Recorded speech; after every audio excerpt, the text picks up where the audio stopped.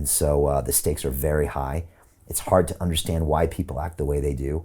All you can do is go down to the fundamentals and say, what's important? I still believe freedom of speech is important and the right to hear someone speak. So that's what we did. I got invited on Fox News with Judge Jeanine to tell my story. And I wanted to play a quick video clip because it kind of tells everybody kind of what happened and finishes up the story of 2020. Again, it feels like 10 years ago. It was such an incredible time. But here's me talking to Judge Jeanine about fighting for freedom of speech.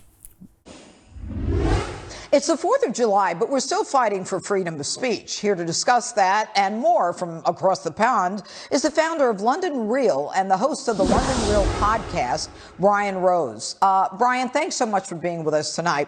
I just want to tell our viewers a little bit about you. You were raised in California. You were on Wall Street. You were a banker, very successful. But at some point, you decided that when you were working in London, you kind of gave it all up and decided that you wanted to create a podcast, and you started with rather simple tools. And on April 6th of this year, you had the largest viewed broadcast on YouTube, second only to a broadcast of President Trump.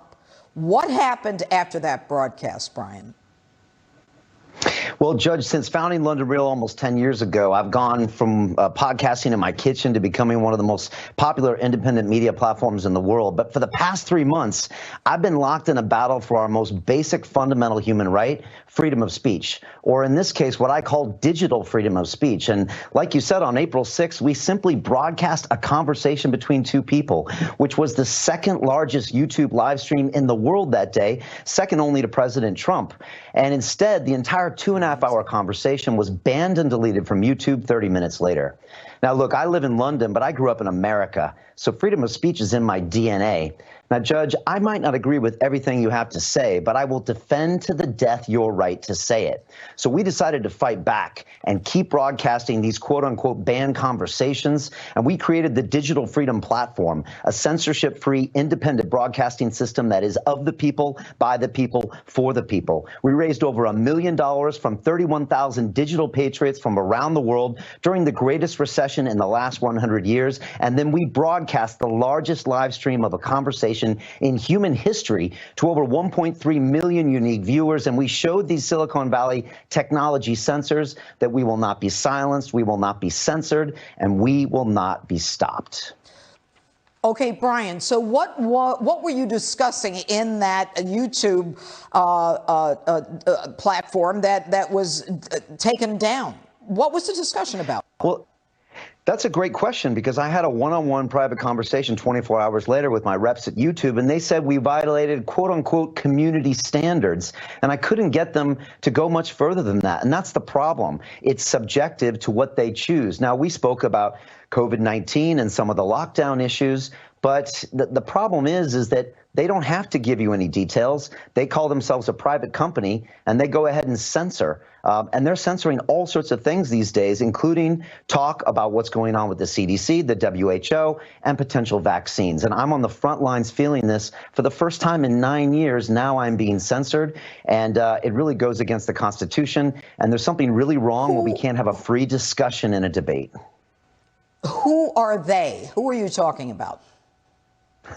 You know, it's a great question. Right now, there are literally a handful of people at these trillion-dollar Silicon Valley companies that are controlling what we have to say. And we've seen this recently, you know, with President Trump fighting for his own digital freedom of speech on Twitter. And are you telling me that Jack Dorsey should have more power than the president of the United States? I think not.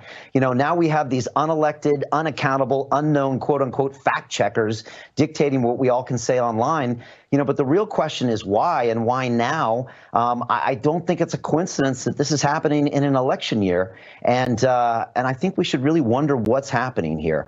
I just say, Judge, follow the money, follow the money. But one thing I know is that YouTube's policy of censorship is costing lives. Okay, so in 30 seconds, you have a proposal to protect freedom of speech on the digital platform, which is kind of interesting because during these shutdowns, a lot of us are not talking to each other in public, but we're talking online. So they pretty much are monitoring everything we're saying and doing. Isn't that interesting?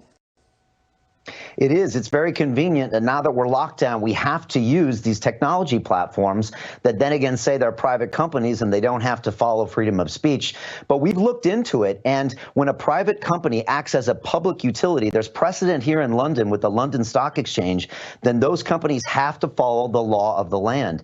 And so we are taking action legally in the UK and the US. The beauty is if we can prove this in the UK, they have to change their policy globally. But you're right, Judge. They're actually forcing us to use these platforms so we can't have normal conversations with each other, and then they're censoring what we have to say. You know, I'm not a conspiracy theorist, but, you know, this all points in one direction, and they're controlling our conversations, they're controlling our thoughts, and there's just other agendas here that we're just not in control of. All right, Brian Rose, it's great to have you on. We're going to bring you back to justice. Thanks so much for being with us, and we'll be right back. It's a pleasure. Thank you. So being live on Fox News was pretty intense. That was actually, I think, the July 4th weekend special. And here I am in a three-piece suit talking about freedom of speech. So it was really special. Just want to thank Judge Janine for just doing that and putting me out there. And again, I think that pretty much summarizes everything we went through in 2020. It was madness. It was crazy. It pushed me harder than I ever thought possible. Everybody was questioning our decisions, people trying to shut us down. And we just stayed focused with the team and we just powered through it. It was actually an incredible year for us, whereas it was a very hard year for other people, but we just stuck to what we did and just stayed focused. So yeah, again, amazing year, super proud of everything we did. And I think history will judge us. And I think 10 years from now, people will look back and look at this as a really important moment, what London Real did. So yeah, super proud of 2020. It feels like 10 years ago.